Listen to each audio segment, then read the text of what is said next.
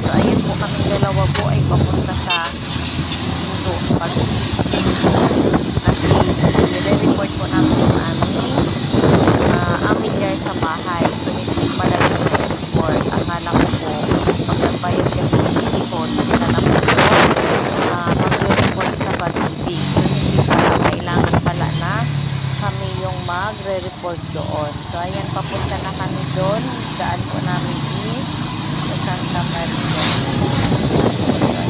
So ano lang po, higpit lang ang kalsada dito sa amin at yung nasa unahan namin is malaking truck talaga yung nagdaan.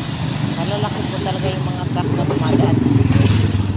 At hirap din po makasingit kasi makitid po yung kalsada. Pasalubong namin ang laki din. Ayan.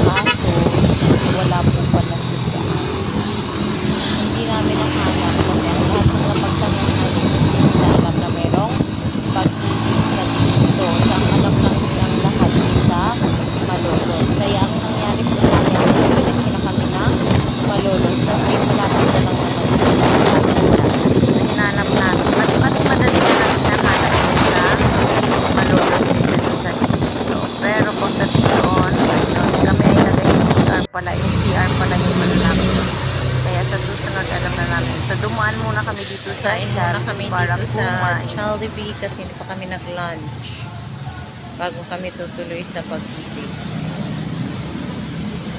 Okay na?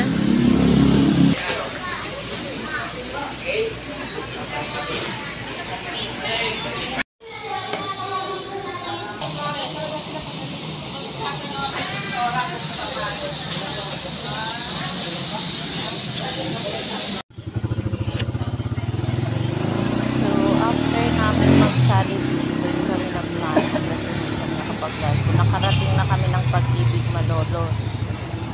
Diyan na lang po kami kasi hindi namin makita sa ginto. Hindi ko alam kung meron pa ba o wala. Kaya doon na lang kami dumiretso sa Malolos since na mga 15 minutes na lang naman yung layo namin sa kanila.